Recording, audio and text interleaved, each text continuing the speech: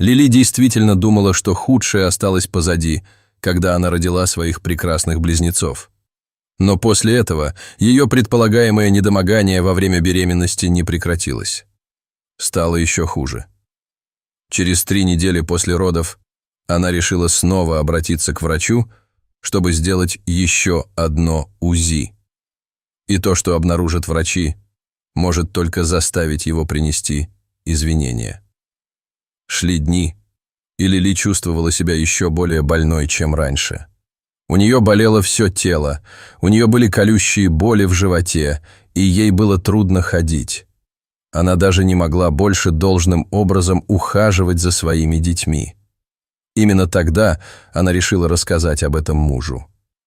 Сэм был шокирован тем, что его жена не рассказала ему о своей болезни раньше. Он предложил им немедленно отправиться в больницу. И это было хорошо, что они так поступили, потому что в больнице стало только хуже. Они заставили Лили ждать так долго, что она физически не могла больше этого выносить. Наконец, после нескольких часов ожидания, врачи провели обследование. Но то, что они обнаружили, было шокирующим. Они немедленно назначили срочную операцию, так как опасались за жизнь Лили. Но почему Лили вдруг стало так плохо? Смогут ли они успешно прооперировать? И сможет ли Лили полностью восстановиться? Лили только что родила прекрасных близнецов, мальчика по имени Иезекииль и девочку по имени Зара, после сложных родов. Несмотря на усталость и боль, Лили была в восторге от того, что наконец-то взяла своих драгоценных малышей на руки. Она не могла дождаться, когда заберет их домой и начнет новую семейную жизнь. Первая неделя с 2 пополнениями в их семье была тяжелой. Не зря эту неделю называют неделей без сна. Но Лили даже не возражала. Она заботилась о своих детях так, словно ничто другое в мире не имело значения, и они быстро выработали привычный распорядок дня, который устраивал их как семью. Но через 3 недели после их приезда Лили внезапно стало плохо. Сначала она подумала, что это просто типичная послеродовая усталость, но шли дни, и она поняла, что что-то не так. Все ее тело болело, и она чувствовала себя еще хуже, чем при рождении близнецов. Лили испытывала сильные боли в животе и рвоту, и ее муж Сэм настоял на том, чтобы они поехали в больницу. Но Лили немного колебалась. У нее было 2 маленьких детей, которых они не могли взять с собой. А что, если бы ей пришлось остаться в больнице? Как бы она ухаживала за своими новорожденными близнецами? Итак, Лили сказала «нет». Она решила, что может продолжать и позволить своему организму выздоравливать самостоятельно. Она решила, что это, вероятно, просто послеродовые симптомы, по крайней мере, она на это надеялась, потому что с каждым днем ей становилось все хуже. Только когда она больше не могла ходить, она подумала, что пора ехать в больницу. Сэм позвонил своим родителям, которые приехали присмотреть за малышами на несколько часов. Они рассчитывали вернуться к обеду, но Лили сцедила достаточно молока, чтобы покормить близнецов, на случай, если это займет немного больше времени. Но они и не подозревали, что Лили не будет дома еще какое-то время. Лили и ее муж поехали в больницу, как только приехали его родители, потому что с каждой минутой Лили становилось все хуже. Пот стекал по ее лбу, когда она с болью держалась за живот. Она вскрикивала от боли при каждом ухабе на дороге, что было для нее почти невыносимо. Когда они приехали в больницу, то сразу же бросились в отделение неотложной помощи, но, к их удивлению, там было очень людно. Комната была набита людьми, от детей до пожилых людей, и у всех были разные травмы. Так что, несмотря на сильную боль Лили, им все равно пришлось ждать. Лили быстро села на единственное свободное место, и Сэм зарегистрировал ее. Администратор сказала, что ожидание может занять от получаса до 3 или даже 4 часов. Но Лили знала, что так долго она не выдержит. Ей было так больно, что она едва могла оставаться в здравом уме. Продержавшись всего полчаса, Лили больше не могла этого выносить. Постепенно она начала приходить в себя и терять сознание, и прежде чем осознала это, уже лежала на земле без сознания. Все, что произошло после этого, было для нее как в тумане, но Сэм помнил это так, словно это было вчера. Он наблюдал, как глаза его жены закатились, и она медленно упала на землю. Он немедленно вызвал врача, и, к счастью, они начали серьезно относиться к ее боли. Они положили Лили на носилки и отнесли в одну из свободных палат. Сэм бросился за врачами, опасаясь, что они увезут его жену туда, где ему находиться запрещено. Но врачи и медсестры увидели панику на лице Сэма и успокоили его. Они бы никогда не забрали у него жену, не предупредив его предварительно. Это немного успокоило Сэма, но он все еще беспокоился о ее благополучии. Врачи сразу же сказали Лили, что им нужно провести несколько анализов, и взяли пробирки с ее кровью, чтобы отправить в лабораторию. Лили и Сэм продолжали спрашивать врачей, сколько времени это займет, и не могут ли они немного рассказать о том, что, по их мнению, это может быть. Но ни один из врачей не дал четкого ответа. После нескольких часов ожидания результатов анализов Сэм получил сообщение от своего отца, в котором говорилось, что они больше не могут оставаться. Родители Сэма предупредили их, что не смогут присматривать за близнецами весь день, так как у них уже были планы. Но ни Лили, ни Сэм не думали, что ожидание в больнице затянется так надолго. А Лили была далека от того, чтобы ее выписали. Был только один выход. Сэму пришлось оставить Лили. Лили сказала мужу, что все в порядке и что он должен вернуться домой, чтобы заботиться об их детях. Сэм согласился, но пообещал жене, что вернется в любое время, когда будет ей нужен. Они поцеловались на прощание, и Лили смотрела, как ее муж выходит из комнаты. Она осталась одна, испытывая самую сильную боль, которую когда-либо испытывала. Лили лежала на больничной койке, пытаясь отвлечься от боли. Она немного посмотрела телевизор и поиграла в игру на телефоне, но новостей о результатах ее анализов по-прежнему не было. К счастью, Сэм уже был на пути в больницу. Он не смог найти няню, поэтому взял Зару и Изекииля с собой. В больнице Лили была в восторге от встречи со своей семьей. Она держала своих малышей на руках и, наконец, снова почувствовала себя лучше. Но это продолжалось недолго, так как врачи прибыли с плохими новостями. В больничной палате Лили собрались 4 врача. У них были серьезные лица, и Сэм почувствовал, как в воздухе повисло напряжение. «Лили, у нас серьезные новости», — начал один из врачей. «Мы кое-что обнаружили на вашем УЗИ. Нам очень жаль, но мы не совсем уверены, что именно». Лили была очень смущена этим. «Что вы имеете в виду, доктор?» — спросила она, нахмурившись. «Вы можете что-нибудь с этим сделать?»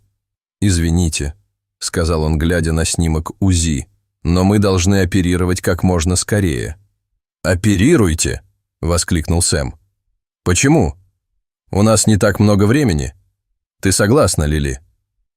Но Лили не знала, что сказать. Все происходило так быстро. Она начала паниковать, когда врачи стали настаивать на том, чтобы она отвечала быстрее. Это было непростое решение, поскольку она понятия не имела, зачем ее вообще оперировали. Но, похоже, врачи не собирались покидать ее палату без заполненного бланка согласия. В конце концов, Лили согласилась. Она знала, что врачи поступят правильно. Или, по крайней мере, она на это надеялась. Но, если быть до конца честной, Лили ничего не знала. Нервы Лили только ухудшились, когда она уставилась в потолок, пока ее везли по больничным коридорам. Они ехали на огромной скорости, и всем приходилось в спешке расступаться, когда они направлялись в операционную. Комната. Внезапно Лили засомневалась, правильно ли она поступила. Но было уже слишком поздно, когда она решила, что больше не хочет делать операцию. Она попыталась позвать медсестру, но наркоз подействовал, и Лили заснула. Тем временем Сэм оставался в приемной с 2 плачущими младенцами, надеясь, что его жена выйдет оттуда живой. Он сидел в кресле с близнецами в своей лаборатории. Это казалось почти нереальным. Всего несколько минут назад он целовал свою жену, а теперь ей делали операцию по удалению чего-то таинственного внутри ее тела. Его разум метался от беспокойства, пока он пытался успокоить своих детей. Хирургия. Первый час операции Лили был ужасен для Сэма. Близнецы продолжали плакать, и он не мог сосредоточиться на них. Он то и дело засыпал, беспокоясь о своей жене. К счастью, у его матери нашлось время приехать в больницу, чтобы помочь с детьми. И, о боже, это было необходимо. Казалось, что малыши чувствовали, что их мать в опасности, как будто они ощущали ее отсутствие. Им повезло, что они были единственными в зале ожидания, или это из-за плачущих младенцев. Через 1,5 часа из операционной, наконец, вышел врач. Но он не выглядел счастливым. «Сэм, операция займет немного больше времени. Состояние вашей жены стабильное, но возникли осложнения. Мы знали, что операция будет рискованной, но мы делаем все возможное, чтобы она снова была здорова. Будет лучше, если вы отправитесь домой и вернетесь завтра. А может быть и послезавтра, чтобы ваша жена могла полностью поправиться». Сэм снова был ошеломлен. Он ждал несколько часов, пока его жена выйдет из операционной, чтобы он мог поддержать ее, и теперь врач сказал это? На этот раз он не позволил этому случиться. «Извините, доктор, но я должен повидаться со своей женой. Я не знаю, почему вы это предлагаете, но я знаю свою жену, и я знаю, что ей было бы еще хуже, если бы я не навестил ее после такой длительной операции». Но доктор не разрешил этого. Это проявило в Сэме ту сторону, которую он или его мать никогда раньше не видели. У него было такое чувство, будто он теряет свою жену. Он кричал доктору, чтобы тот отвел его к жене, но сам себе сделал только хуже, потому что в больнице такие разговоры были не приняты, и он бросился бежать. После тирады Сэма врач вызвал охрану, чтобы вывести его, но Сэм не сдался без боя. Он убежал, оставив свою мать и детей в комнате ожидания, но это было наименьшей из его забот. Все, о чем он мог думать, это о своей жене и о том, что врачи пытались скрыть. Он бегал по коридорам больницы, отчаянно разыскивая свою жену. Сначала он пытался сделать это как можно незаметнее, но это не сработало, так как охранник шел прямо за ним по пятам. Он понятия не имел, куда направляется, но знал, что не может уйти, не повидавшись сначала со своей женой. Они что-то упустили? Его жена была в коме?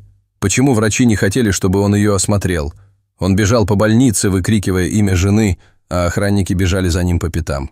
Наконец, снова выкрикнув ее имя, он услышал ее голос. Сэм. Он был слабым, но Сэм знал, откуда он доносится. Он снова выкрикнул ее имя, и она ответила. Он повторил это несколько раз, следуя на звук ее голоса. Это было все равно, что искать иголку в стоге сена, но он это сделал. Он был так близко, что почти чувствовал ее. Его сердце забилось быстрее от прилива адреналина при мысли о том, что он снова увидит свою жену. Он подбежал к комнате и заглянул в маленький стеклянный кружок, чтобы посмотреть, лежит ли его жена внутри. И, к его удивлению, она была там. Она выглядела сонной, но в порядке. Но как только он собрался войти, охранник повалил его на землю. Круглый. «Пойдемте, сэр. Вы должны покинуть помещение». Сэм чувствовал себя побежденным, но больше не сопротивлялся. Он видел свою жену живой и здоровой. Он поедет домой, позаботится о своих детях и вернется завтра, как только ему позволят. Мать ждала его у входа в больницу, и они вместе в молчании отправились домой. Поездка на машине была ужасной. Сэм не произнес ни слова, как и его мать. Она смотрела прямо перед собой, но Сэм чувствовал ее осуждение. Он хотел объяснить, почему сделал то, что сделал, но знал, что она никогда не поймет. Она была сложной женщиной, получившей строгое воспитание. Дома им удалось уложить детей спать, и Сэм, наконец, немного отдохнул. Его мать не произнесла ни слова с тех пор, как они вернулись домой. Но Сэм знал, о чем она думает. Она бы никогда не простила своего мужа за то, что он бросил ее, если бы она была на больничной койке. Она считала Сэма слабым, но разве у него был другой выбор? Он не мог просто остаться, когда два охранника следили за каждым его движением, ожидая, когда он уйдет. Но потом ему вдруг пришел в голову план. Он собирался пробраться в больницу, как только начнется ночная смена. Они еще не видели Сэма, но он не мог брать своих детей с собой, когда они ложились спать. Им пришлось остаться дома. Сэм вздохнул. Он должен был попросить свою мать еще об одном одолжении, нравилось ему это или нет. Он знал, что она никогда не заставит его забыть об этом дне, но у него не было другого выбора. Итак, Сэм упросил свою мать посидеть с ребенком еще одну ночь. Сначала она отказалась, но после недолгих уговоров согласилась. «Но это в последний раз», — сказала она. Сэм знал, что она говорит серьезно. Ей никогда не нравилось быть бабушкой, но она также знала, что это единственный вариант, если он хочет снова увидеть свою жену. Сэм оставался дома до 12 часов ночи. Таким образом, он был уверен, что смены сменятся, и никто не узнает, кто он такой. Он только надеялся, что охранники тоже сменились. Иначе все могло пойти наперекосяк в одно мгновение. Затем пришло время уходить. В полночь Сэм поехал обратно в больницу. Как он и надеялся, отделение неотложной помощи было переполнено. Поэтому он действовал как можно незаметнее и прокрался внутрь.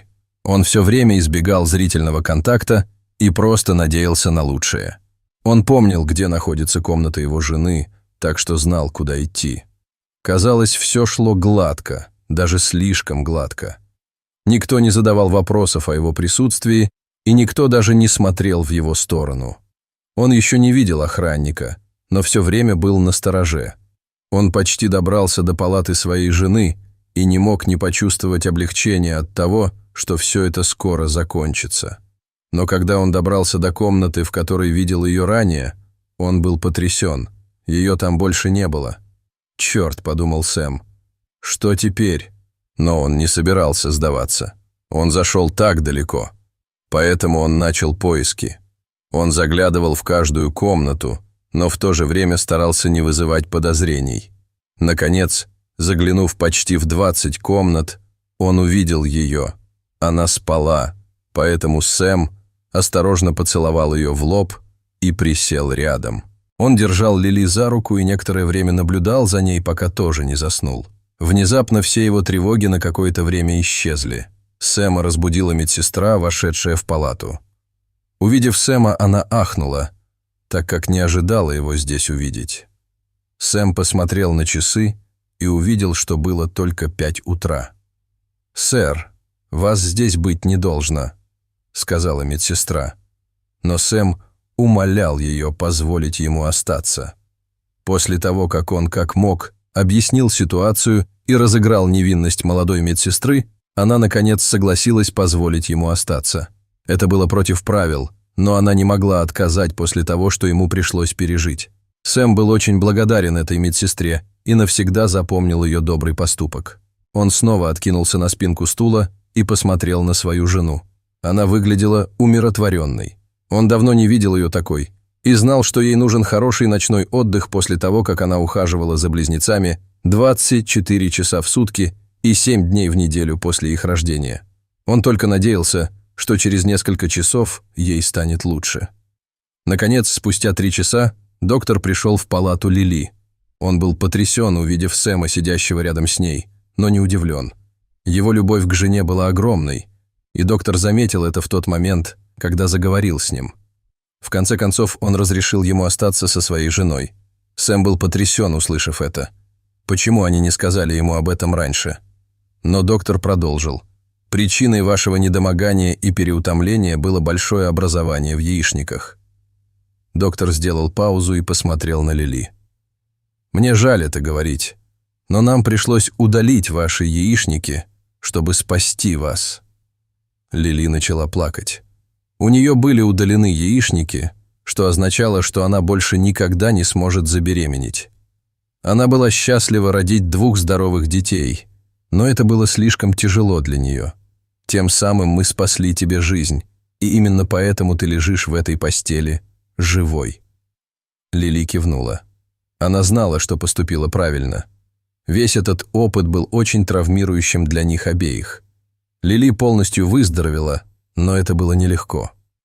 Ей было очень трудно смириться с тем, что у нее больше нет яичников, и ее организму тоже было нелегко приспособиться, но в конце концов она смирилась с тем, что произошло.